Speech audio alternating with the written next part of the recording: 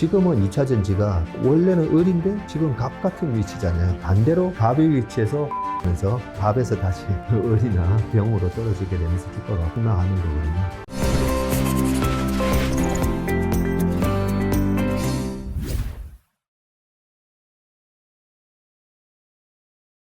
어떻게 보면 이제 그 국내 소위 요즘 핫한 K 배터리 주식은 약간 소위 엘리엇 파동이라고 하죠. 엘리엇 파동에 빗대어 보면은 어느 정도 위치에 지금 와 있다고 보시나요? 그거는 뭐 아무도 알 수 없는데요. 네. 그 엘리엇 파동에 대해서 저도 뭐 공부를 되게 많이 했는데 1파에서도 1, 2, 3, 4, 5가 있고 2파 조정 받으면서 A, B, C로 빠졌다가 3파 갈 때도 그 안에서도 또 1, 2, 3, 4, 5가 있고 2차 전지에 대해서 좋게 보시는 분들은 지금 큰 3파 중에 작은 1, 2, 3, 4, 5가 완성됐다 이렇게 보시는 분들도 있고 그렇기 때문에 그거는 뭐 알 수는 없는 거고요. 단지 저 같은 경우에는 그 원칙이라는 게 있습니다. 지난번에도 말씀드렸지만 아모리퍼시픽도 2015년도에 10배가 넘어가고요. 네. 그때 중국 소비 관련주 해가지고 마스크팩부터 시작해서 화장품들이 뭐 14배 이렇게 가거든요. 근데 제 원칙이 10배 넘어갔을 때부터는 물량을 줄이고 14배 넘어가면 아예 안 사요. 네, 아예 안 사고. 근데 떨어지면 13배, 12배, 11배부터 다시 그러면 사느냐? 그러지는 않아요. 왜냐하면 성장성에 대한 어떤 기스가 난다라고 했을 때 그 기스의 수준이 어떤 정도 이 성장성을 완전히 부러뜨리는 그런 이슈인가를 잘 봐야 되거든요. 근데 2015년도에서 16년 넘어갔을 때 무슨 일이 있었죠? 사드 보복이 있었잖아요. 그때 2015에서 16 넘어갈 때는 메르스라고 또 바이러스도 있었어요. 근데 그 바이러스 자체는 무서운 게 아니었는데, 사드 보복? 야, 이거는 정책 리스크잖아요. 그때 사드 보복을 보면서 그냥 다 날려버렸었거든요. 그리고 14배 같은 게 그냥 한 2배까지 떨어집니다. 네, 이런 일이 있을 수가 있기 때문에 우리 성장주를 매매하실 때는 반드시 제가 성장주는 뭐라고 얘기했죠? 이 매출 그로스나 이익 그로스에 대한 성장률이 떨어지면 안 돼요. 네. 성장률이 그리고 저번에 PEG 개념 말씀드렸잖아요. PER이 70배가 나오려면 EPS 증가율이 연간 70% 정도는 나와줘야 돼요. 아니, 그 정도는 나오지. 뭐, 우리가 독보적인데. 라고 했다가, 왜 안 나오지? 하는 순간 그 이유를 빨리 파악해서 나는 도망 나올 수 있는 그 전략만 가지고 계시면 돼요. 근데 그게 꺾이지 않고, 와, 이번에도 봐봐. 70%가 아니라 85% 나오지? 이런 상황이면 그냥 들고 가면 되는 거예요. PEG 밸류에이션을 고성장주 투자 시에는 꼭 참고해야 되는 이제 밸류에이션 지표로 활용하실 때 성장세에 대한 그 추세가 꺾이는 게 확실히 되면 그때는 미련두지 말고 이제 파셔야 된다. 이런. 이 PEG 개념이 왜 중요하냐면요. 테슬라는 그러면 블루칩이냐 성장주냐? 아직은 성장주잖아요. 아직은 성장주. 그렇죠? 아직은 성장주잖아요. 그러면 성장주인데 분명히 3년 전에 PER 200배에서는 전 따라갔었어요. 근데 200% 성장을 하다가 이번에 PER이 23배까지 빠졌어요. 테슬라가 얼마 전에 101불 찍었으니까, 맞습니다. 그죠? 예. 그러면 101불 찍었을 때, 아니, PER이 23배가 됐는데, 그러면, 뭐야, 테슬라의 매출과 이익 성장성이 23%도 안 나온다는 건가? 그리고 아무리 뜯어봐도, 올해는 가격도 인하하고 하면서 이익 증가율이 거의 뭐 5%도 안 되게 나올 수는 있지만, 내년, 내후년 길게 보면, 아닌데, 한 30% 이상은 계속 나올 것 같은데, 그리고 매출은 40% 정도는 증가하니까요. 131만 대에서 한 180만 대는 되는 거니까. 그렇다면, 40배는 정도는 받아야 되는데, 23배? 이거는 너무 싸네 하고 살 수가 있어요.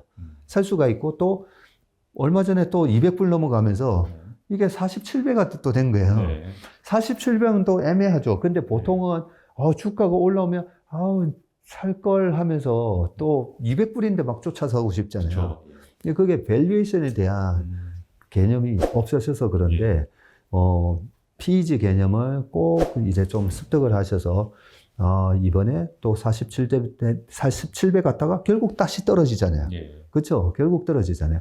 엔비디아도 사실 어떻게 보면 똑같아요. 엔비디아의 PER이 한 80배 갔다가 이번에 왕창 빠져가지고 30배가 깨졌었죠. 깨졌는데 아까 말씀하셨던 여러 가지 그동안에 GPU가 들어가는 게임, 가상화폐 뭐 등등 했다가 AI 세상이 이거 먼 미래의 얘기 아닌가? 메타버스도 아주 이제 페이스북에서 메타에서도 좀 그쪽 줄인다고 하는데 그러면서 이쪽에 대한 수요는 없는가 봐라고 했다가 갑자기 AI GPT 때문에 그죠? 챗 GPT 때문에 뭐야 이쪽에서 뭐 앨런 머스크도 GPU 뭐 내가 뭐 10,000개나 산다 뭐 이러고 있으니까 바로 회복하잖아요. 네, 그런 개념처럼 우리가 성장주 매매하실 때나 반드시 PER과 실제로 이 회사의 EPS 성장률 해서 PEG 개념을 가지고 매매를 하시면 굉장히 마음이 편해집니다. 요걸 여쭤보고 싶어요. 현재 이 많은 한국 투자자분들이 배터리 주식을 또 많이 들었거나 아니면 뒤늦게 따라 샀거나 적어도 대중적으로 많이 알려진 상태고 언제 사면 좋지? 조정 때 살까? 아니면 사신 분들은 언제 팔지? 이런 고민을 하실 텐데 이분들이 간과하고 계신 뭔가 리스크가 업종에 해당 섹터에 뭔가 이런 추후에 장밋빛 성장 전망에 뭔가 꺾일 만한 리스크 요인이 있나요? 예, 그 리스크는 일단은 주식에 있어서 가장 큰 호재는 주가가 싸다는 거, 그리고 가장 큰 악재는 비싸다는 거라는 얘기가 있잖아요. 그죠? 그러면 지금 뭐 PBR이 18배, 26배 뭐 이런 기업들도 있고, 그죠? 그런 상황에서 분명히 비싼 영역에 가 있는 주식도 있는 거고, 하지만 고성장 기업은 처음에 고성장하는 때는 PBR을 보지는 않아도 됩니다. 성장 기업은요.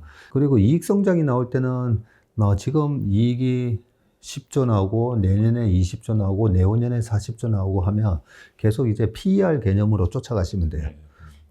이게 벌써 뭐 PBR이 6배, 7배 보다도 PER만 계속 이익만 그렇게 나오면 이제 쫓아가도 되는데 그런 측면에서 지금 일단은 2차전지의 여러 종목들이 보면 PBR로 굉장히 무거운 그런 밸류에이션을 받고 있거든요. 근데 방금 말씀드렸듯이 PER이 싸게 거래될 정도로 어닝이 잘 나오면 돼요. 어닝이. 그래서 어닝이 계속 잘 나오는지를 그걸 체크하셔야 되고, 약간은 이런 소재는 바로 위에 전방산업이라는 게 있잖아요. 예. 전방산업이 어떻게 움직이느냐라고 봐야 되는데, 그동안에 내연기관차를 만들던 그런 회사들이 빠르게 이제 전기차를 만들면서 배터리가 부족하네. 빨리 LG엔솔, SDI, SK온하고 계속 계약을 맺으면서 배터리 확보를 하는 그런 와중에 계약도 수주도 터지고 있고, 그런 상황에서 실제로 이게 매출과 이익으로 계속 증가되는지 계속 체크를 하셔야 되고요. 성장주가 조선주 같은 경우에도 한창 뭐 불을 뿜었었잖아요. 그 조선주가 불을 뿜었는데 그러면 이익 성장 없이 올라갔느냐? 이익 성장으로 올라갔어요. 현대중공업이 700억 벌다가 한 3년, 4년 지나니까 1조 막 4천억씩 벌고 그런 성장 모멘텀으로 갔는데 그 성장의 이익의 가시성을 나타내줬던 게 바로 수주장고였거든요. 근데 그 수주장고였는데 2013, 14, 15년도에는 계약 취소건이 막 나와요. 네, 계약 취소건이 나옵니다. 그거는 이거 계약을 취소할 수 있는 거야 한데 취소건이 나오면서 이제 주가가 떨어졌었거든요. 그런 것까지도 꼼꼼하게 다 체크를 하셔야 된다는 거죠. 뭐 지금 그런 게 나온다는 게 아니라 그런 걸 알고 투자를 하는 거라 그런 걸 모르고 막연하게 투자하는 거랑 완전히 이제 크게 차이가 날 수가 있잖아요. 알겠습니다. 또 그러면 사실 이 투자자문사 이제 대표로서 섹터 배분을 어떻게 하는 게 포트폴리오 성장에 제일 도움이 될까 이 고민을 많이 하실 것 같아요. 뭐 섹터 배분일 수도 있고 이게 뭐 전략에 대한 배분일 수도 있겠는데 전체적으로 그래도 대표님이 이 철학은 모든 매니저들 또 모든 직원들이 공유하는 가치고 이런 철학을 바탕으로 포트폴리오 운영하는 게 있다면 뭐 그런 핵심적인 그런 키 그게 있을까요? 네, 좋은 질문을 해주셨는데요. 제가 그동안에 뭐 피터 린치를 한 1000번 이상 언급을 하긴 했을 겁니다. 근데 너무나 정말 전설적인 분이셨기 때문에 피터 린치를 정말 이렇게 쫓아갈 수 있다는 게 참 힘들고요. 하지만 피터 린치가 어떻게 운용했는지는 알고 있어야 되죠. 피터 린치는 고성장주하고 턴어라운드 주식의 비중이 전체 포트에서 60%를 차지했었어요. 자, 그런데 약간 우리나라에서 피터 린치의 고성장주 턴어라운드 주식을 투자를 하는 게 있어서 약간 어려운 점이 뭐냐면 피터 린치가 77년부터 1990년까지 운용을 하던 당시에 맥도날드라든지 이런 주식은 어떻게 보면 성장주였을 수가 있는 거죠. 예, 미국의 맥도날드가 나중에 뭐 모스코바까지 진출을 하니까요. 미국은 GDP에서 70%가 소비가 차지할 정도로 소비 자체가 굉장히 강한 나라고, 그 소비에 돈을 대주는 게 어떻게 보면 페드가 달러 찍어서 이제 해주다 보니까 소비 모멘텀으로 5년, 10년간은 그런 성장주가 나올 수가 있거든요. 자, 그런데 우리나라의 산업 구조로 보면 우리나라 시총의 그동안에 1, 2, 3등을 다투었던 주식들 보면 삼성전자가 이제 부동의 20년 이상 1등을 하고 있지만, 삼성전자도 결국은 최종 소비재 핸드폰을 하긴 했지만 반도체 이 비중이 크잖아요. 그죠? 그냥 사이클 산업이에요, 사실. 그리고 2등을 한번 올라갔던 SK텔레콤 이런 거는 우리나라가 인구가 이제 정점에 달하고 핸드폰이 인구 수보다 더 많잖아요. 가입자가. 포화 상태인 거죠. 포화 상태다 보니까 이제 밑으로 이제 뚝 떨어지고, 현대차가 들어왔다가 그 다음에 이번에는 이차전지가 들어왔다가 한데 그 2등 자리가 자꾸 바뀌거든요. 네, 바뀌어요. 바뀌는데 우리가 최종 소비재를 판매하는 게 아니라 B2B 영업으로, 네, 반도체가 됐든 2차전지 소재가 됐든 그런 거 이제 납품하는 입장이면 항상 이 퍼스트 밴드로서의 리스크가 있긴 해요. 이 리스크가 어떻게 생기냐면 애플도 보면 마찬가지고 삼성전자도 마찬가지고요. 밑에 밴드를 하나만 두는 걸 우리가 소울 밴드라고 하잖아요. 근데 소울 밴드를 가져갔다가는 그 밴드가 우리가 이번에 그 옛날에 현대자동차에서 고무 링 하나 없는 바람에 전체 라인이 다 멈췄었거든요. 그 고무 링 만드는 회사가 파업을 하는 바람에 그런 리스크도 있고 하기 때문에 항상 밴드를 듀얼 밴드나 여러 멀티 밴드로 가져가는데, 멀티 밴드로 가져가다 보면 B2B에서 우리가 납품하는 퍼스트 밴드의 그 영향력이 떨어져요. 지금은 2차전지가 갑을 관계에서 보면 원래는 을인데 지금 갑 같은 위치잖아요. ASML 같은 한데. 그렇죠. 제가 예전에도 이 얘기를 한번 말씀드렸는데, 우리가 중소형주를 매매할 때 을이어야 되거나 아니면 갑을 병정인데 갑 같은 위치가 될 때가 있어요. 그랬을 때 이제 주가가 이제 폭발하는데, 반대로 이 갑의 위치에서 갑자기 공급자가 늘어나면서 너네 거 안 쓰고 우리가 이제 여기 쓸게. 이렇게 되는 순간 이제 갑에서 다시 을이나 병으로 떨어지게 되면서 주가가 폭락하는 거거든요. 그런 차원에서 그런 경쟁 구도 이런 것도 조금 잘 체크하시면서 투자를 하셔야 될 것 같습니다. 알겠습니다. 뭐 한국은 아무래도 이 피터 린치를 복제하고 싶지만 그럼에도 너무 시크릿컬 비중 아니면 또 벤더사 B2B 업종 비중이 높기 때문에 좀 고민이 많으시다 말씀해 주셨는데, 그래서 제가 한국 주식은 10년을 보고 나는 10년을 끌고 갈 거야. 이거는 조심해야 된다. 그래서 조심하자. 항상 말씀해 주셨습니다. 뭐 오늘 사실 뭐 전체적으로 많이 말씀해 주셨는데 너무 미국 한국 얘기만 한 것 같아서, 뭐 작년부터 중국 이제 리오프닝 그리고 이 부분에 대한 이 기대감은 계속 살아 있는데, 이게 과연 한국의 뭔가 항공 뭐 연세 유통 뭐 카지노 등등 다른 뭔가 산업으로 좀 온기가 많이 언제쯤 확산되는 건지, 아니면 중국 내수에서도 생각보다 회복이 좀 더디다 뭐 이런 이제 매크로 분석도 나오고 있어서, 뭐 중국의 리오프닝의 현황에 대해서는 좀 어떻게 보고 계시는지 궁금합니다. 네, 중국 리오프닝 관련주가 거의 양치기 소년이었었잖아요. 이제 뭐 팬데믹에서 벗어나면서 마스크 벗고 미국이나 프리미어 리그에서 전부 마스크 벗으면서 관중들이 뭐 빼곡히 그랬더니 중국에서는 왜 뒷북이야 하면서 작년 내내 락다운을 또 하는 그런 모습도 나오면서 계속 이렇게 중국 소비 모멘텀이 올라가다가 자빠지고 올라가다가 자빠지고 그렇게 하면서 근데 이런 게 한 3번 반복되면 진짜 늑대가 오잖아요. 네. 진짜 늑대가 오는데 늑대가 올라면 어떻게 돼야 되죠? 중국 늑대가 올라면 비행 편수가 이제 증편이 돼야 되는데 오늘 저희 형님이 아까 점심시간에 전화가 왔어요. 북경에 있는 저희 형님이 3년 넘게 한 번도 한국을 못 왔어요. 네, 못 왔다가 이번 1월 달에 이 오랜만에 3년 만에 이제 한국을 가볼까 하고 전화 왔다가 그때도 못 왔어요. 왜냐하면 비행기 가격이 150만 원 이런다는 거예요. 북경에서. 오는데요? 네. 근데 오늘 전화 왔는데 50만 원에 지금 가격이 나와 있는데 타고 갈까 말까 해서 얼른 오시라고 제가 말씀드렸는데 그게 인프라가 늑대가 오기 위해서 길을 터줬어야 되는데 길도 안 터주고 오히려 중국에서는 시진핑이 중국 인민들을 못 나가게 막고 있는 그런 상황이었기 때문에 어쩔 수 없었구나라는 생각이 드는데요. 하나 좀 기대가 되는 게 아직 벌써 이제 중국 분들 주변에서 막 많이 소리 들리잖아요. 제가 좀 전에 지하철 타고 5호선 타고 쭉 오는데도 저분들은 동남아 분이신 것 같은데 그리고 저분들은 미국 사람 뭐 되게 다양해요. 저렇게 다양한데 거기다가 플러스 이제 중국 요커들마저 들어오면 야 이거 난리 나겠는데 싶은 거예요.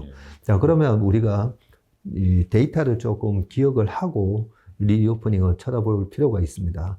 2019년도에 코로나가 터지기 전에 한 달에 그 요커들이 한 얼마 들어왔는지 아세요? 뭐 한 달 기준으로는 50만 정도 될까요? 네, 정확하게 보셨어요. 전체 1년 기준으로 600만 명이었으니까 그죠? 600만 명이었는데 그 전에 2016년도에 그 사드 보복이 딱 있기 전만 하더라도 800만 명까지 갔었거든요. 네.